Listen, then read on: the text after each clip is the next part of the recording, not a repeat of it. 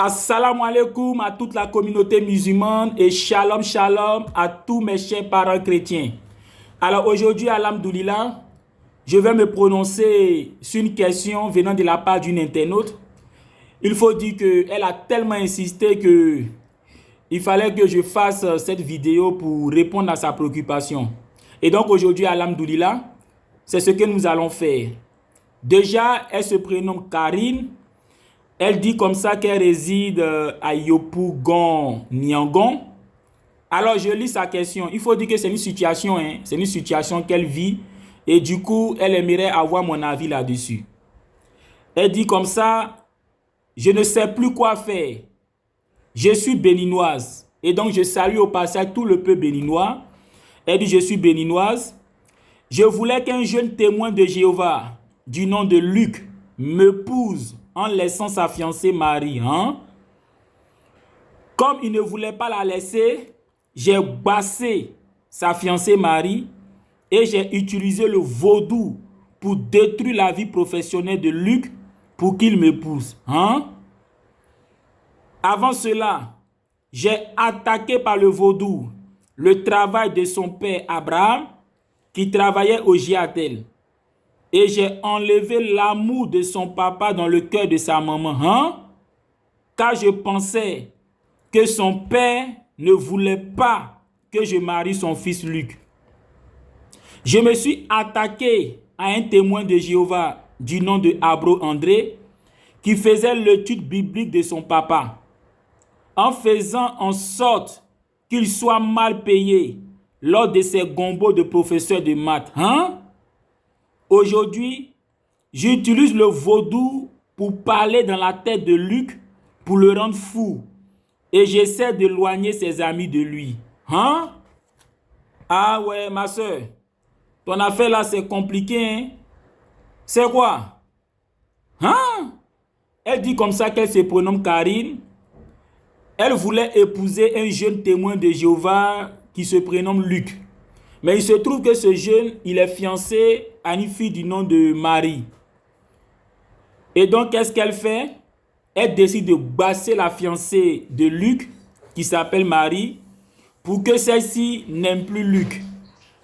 Et elle ne s'arrête pas là. Elle décide d'utiliser le vaudou pour détruire la vie professionnelle de Luc, pensant qu'en le faisant, celui-ci va l'épouser. Et elle dit comme ça qu'avant de faire ces choses, par le passé, elle a attaqué par le vaudou. Le vaudou, c'est la sorcellerie béninoise. Elle a attaqué par le vaudou le travail du père de Luc qui se prénomme Abraham, qui travaillait au Giatel. Ah, ma soeur, tu es allé loin. Et elle dit qu'elle a aussi enlevé l'amour de son papa dans le cœur de la maman de Luc. Parce que pour elle, c'est le père de Luc qui faisait que Luc ne la regardait pas. Ma soeur, comment tu peux tirer de fausses conclusions comme ça? Elle dit aussi qu'elle s'est aussi attaquée à un témoin de Jéhovah du nom de Abro André qui faisait l'étude biblique du père de Luc. Et comme elle s'attaquait à lui, elle faisait en sorte qu'il soit mal payé lors de ses gombos de professeur de maths. Et elle dit enfin qu'aujourd'hui, elle utilise le vaudou pour parler dans la tête de Luc pour essayer de le rendre fou. Et elle essaie aussi de l'éloigner de ses amis. Ma soeur, tu es allé trop loin. Tout ça parce que tu aimerais qu'il t'épouse. Ma soeur Karine, est-ce que c'est comme ça on fait? Est-ce que c'est comme ça on fait? Déjà, toi-même, tu dis qu'il est déjà fiancé à Marie. Donc, son cœur est déjà pris. Dis-moi, est-ce que toi, si ton cœur est déjà pris, tu peux aimer qu'une autre fille basse ton chéri pour que ton chéri ne t'aime plus? Donc tu vois, ce que tu n'aimerais pas qu'on te fasse, il ne faut pas faire ça à l'autre. Jésus a dit en Matthieu chapitre 7, le verset 12, « Tout ce que vous voulez que les hommes fassent pour vous, faites-le de même pour eux. » Tu vois, tu es allé trop loin. Tu as dit comme ça que tu as fait une erreur de jugement en utilisant le vaudou même pour s'attaquer à son père parce que selon toi, c'est son père qui faisait que son fils ne te regardait pas. Tu es allé trop loin. Tu es allé trop loin. Moi, ce que je peux te dire, vu que toi-même tu reconnais les erreurs que tu as faites, tu reconnais le mal que tu as fait, il faut simplement présenter tes excuses.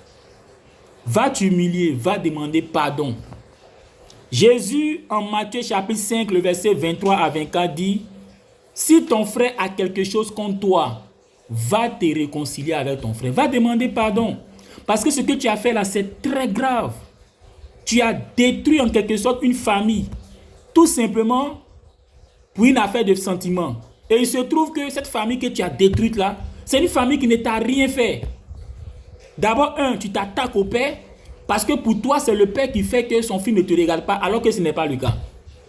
2, le fils, son cœur déjà occupé, tu bats sa fiancée pour que sa fiancée ne l'aime plus, pour qu'il te regarde. Est-ce que c'est comme ça on fait? Est-ce que c'est comme ça on fait?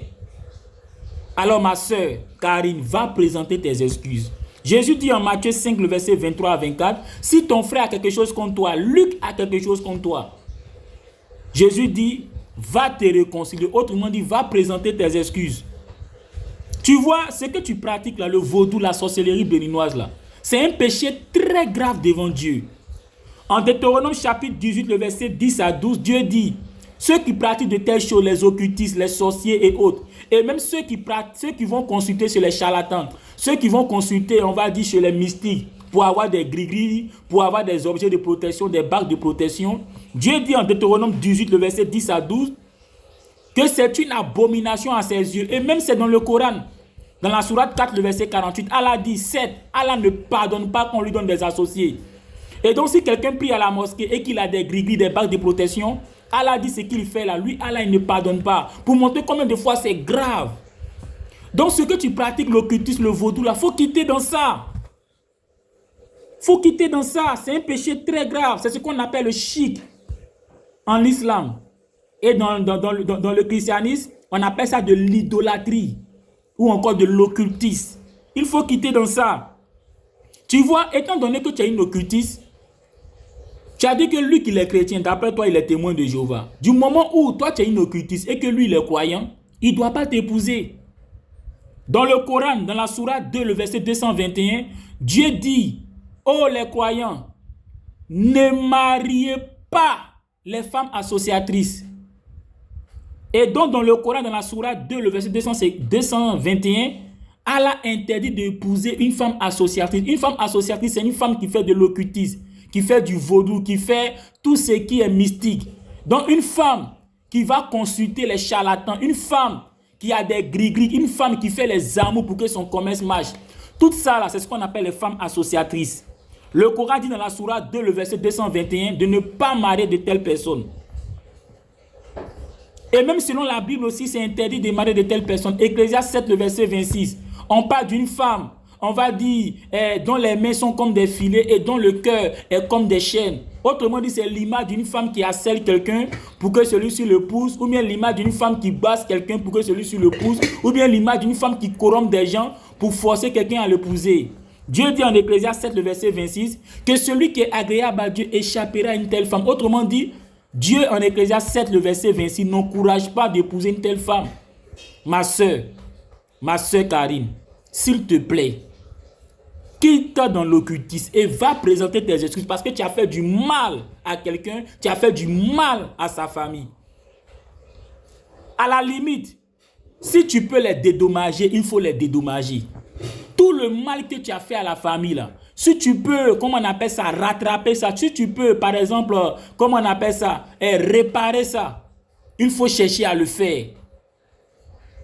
Si par exemple, tu as détruit la vie professionnelle de Luc, si tu peux réparer, il faut réparer. Si tu as bassé sa fiancée Marie, si tu peux la débasser ou bien la désenvoûter, il faut la désenvoûter. Si par exemple tu t'attaques mystiquement, on va dire à ses parents, si tu peux arrêter de les attaquer mystiquement, si tu peux les désenvoûter, si tu peux détruire les basses que tu as lancées sur ses parents, sur sa famille, il faut détruire ça. Et puis ce Abro dont tu as parlé, si tu continues à lui faire du mal, il faut arrêter. S'il y a d'autres personnes qui sont proches de Luc, à qui tu fais du mal alors qu'ils ne t'ont rien fait, il faut arrêter. Il faut arrêter. C'est par là que commence la repentance. Jésus dit en Matthieu 5, le verset 23 à 24, si ton frère a quelque chose contre toi, va te réconcilier. Donc la réconciliation, ça passe d'abord par quoi? Il faut commencer à réparer les torts que tu as fait, si tu peux les réparer. Et puis ensuite, va demander pardon.